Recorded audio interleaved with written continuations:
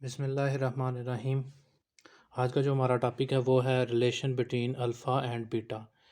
Alpha और beta हम already study कर चुके हैं, जिसमें हमने देखा था कि अल्फ़ा जोन सा वो हमें बताता है रिलेशन कलेक्टर करंट और एमिटर करंट के दरमियान। इसी तरह से जो हमारे पास बीटा है ये रिलेशन बताता है कलेक्टर करंट और बेस करंट के दरमियान। तो हमने इन दोनों का आपस में जो रिलेशन है वो देखना है कि वो क्या इस्टेब्लिश होता है। इधर से मैं कह सकता हूँ कि इस इक्वेशन को रीअरेंज करूँ तो आई बेस करंट इक्वल टू हो जाता है collector current divided by beta. और जो ये वाली इक्वेशन है इसको अगर मैं रीअरेंज करूँ तो इसमें जो एमिटर करंट है वो हो जाता है collector current divided by alpha. ये इस इक्वेशन से ये इक्वेशन मैंने निकाल ली, इससे ये निकाल ली। मुझे पता है कि emitter current is equal to I collector plus base current. ये हर तरह के दोनों ट्रांजिस्टर्स के लिए वैलिड है, हर कॉन्फ़िगरेशन के लिए वैलिड है। हर ट्रांजिस्टर पीएनपी हो एनपी हो उसके लिए ये equation I emitter is equal to I collector plus I base ये वैलिड रहेगी। आई एमिटर की जगह मैं ये वैल्यू पुट करता हूँ और बेस की जगह ये वैल्यू पुट करता हूँ तो मेरे पास I collector over alpha is equal to I collector current plus ये हमारे पास आ जाएगा कलेक्टर ओवर बीटा। ये इक्वेशन बन जाएगी।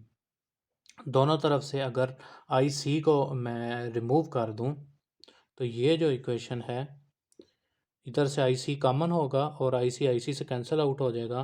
तो ये इक्वेशन बन जाएगी 1/आई अल्फ़ा इज इक्वल टू 1 + 1/बीटा। तो उधर से करते हुए हमारे पास जो इक्वेशन आई वो इक्वेशन आई 1/अल्फ़ा इज इक्वल टू 1 + 1/बीटा। इस इक्वेशन को मैं रीअरेंज करूँ, बीटा को और अल्फ़ा को इनको सबको क्रॉस मल्टीप्लाई करके करूँ तो बीटा इज़ इक्वल टू आता है अल्फ़ा बीटा प्लस अल्फ़ा। और इसी इक्वेशन को मैं अगर बीटा को एक तरफ ले जाऊं तो लिख सकता हूं बीटा प्लस 1 इंटू अल्फ़ा। तो इस इक्वेशन से मैं निकाल सकता हूं कि जो हमारे पास अल्फ़ा है वो equal to beta over beta plus 1 होगा। ये मैंने यूज़ की टर्म और ये यूज़ की तो मेरे पास अल्फ़ा का ये वैल्यू आ गई। अल्फ़ा का रिलेशन इस्टेब्लिश हो गया बीटा के साथ। तो मैं इस इक्वेशन को alpha is equal to beta over beta plus 1। इसी तरह से अगर इसमें मैं ये करूं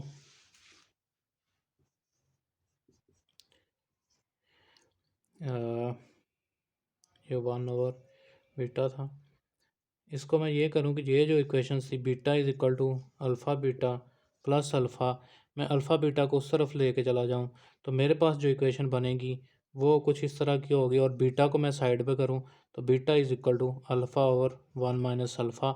इस इक्वेशन से मैं ये निकाल लेता हूं तो इधर से मेरे पास beta is equal to alpha over 1 minus alpha आ गया। मेरे पास दो इक्वेशंस आ गई, एक ये alpha is equal to beta और बीटा प्लस 1 और एक beta is equal to alpha over 1 minus alpha. अब मैंने एक इक्वेशन पहले भी निकाली थी जिसमें collector to emitter current when base is open circuit is equal to collector to base current when emitter is open circuit divided by 1 minus alpha. एक ये इक्वेशन मैंने पढ़ी थी। अभी मेरे पास एक अल्फ़ा का ये इक्वेशन है, ये बीटा की है और ये आई सी ई ओ की है। तो मैं इन दो इक्वेशन से इन दोनों को यूज़ करते हुए मैं इसमें से अपनी अल्फ़ा की वैल्यू निकाल लूँ, इस इक्वेशन में से अल्फ़ा की वैल्यू निकाल लूँ और इसमें पुट करूँ तो इन दोनों को मिला के मैं इक्वेशन बना सकता हूँ। वो बनेगी कुछ इस तरह से 1/1 minus alpha is equal to beta plus 1। और इधर से अगर मैं 1 माइनस 1 अल्फ़ा निकालूँ तो मेरे पास आती है ICEO divided by ICBO is equal to 1 - 1/1 alpha. ये जो 1/1 - अल्फ़ा मैं इसको प्लेस कर देता हूँ इसके अंदर, तो मेरे पास जो इक्वेशन आएगी वो कुछ इस तरह से आएगी।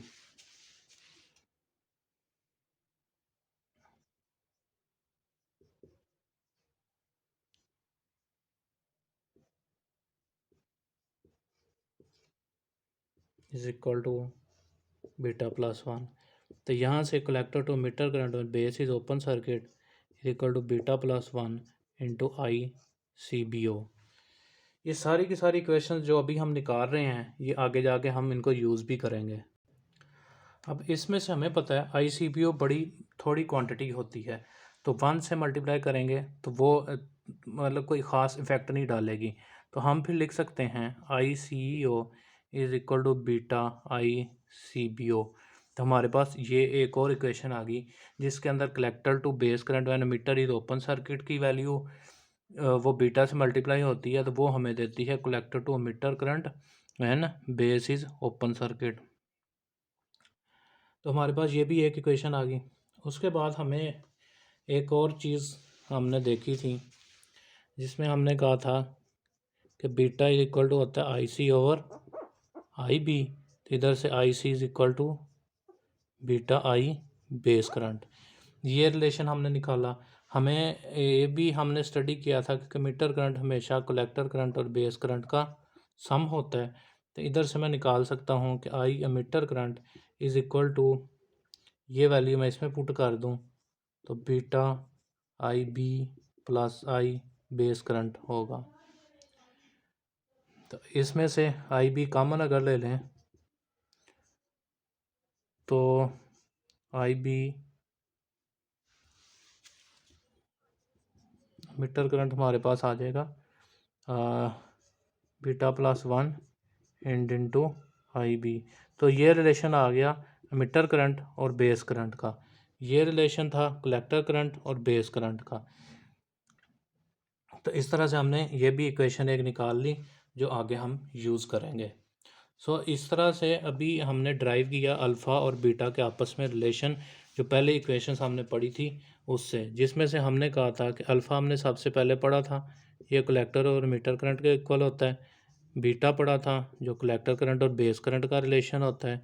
फिर हमने कहा कि निकाला कि अल्फ़ा का बीटा के साथ रिलेशन इस तरह से होता है, बीटा और 1 प्लस बीटा बनता है, और जो बीटा उसका अल्फ़ा के साथ रिलेशन अल्फ़ा और 1 माइनस अल्फ़ा होता है। इसी तरह से हमने collector to emitter current when base is open circuit का रिलेशन निकाला with current collector to base current when emitter is open circuit, तो उसका ये हमारे पास रिलेशन आ गया था। और इसी तरह से एमीटर करंट का हमने रिलेशन निकाला बेस करंट के साथ, वो कुछ ये था beta plus 1 into I base.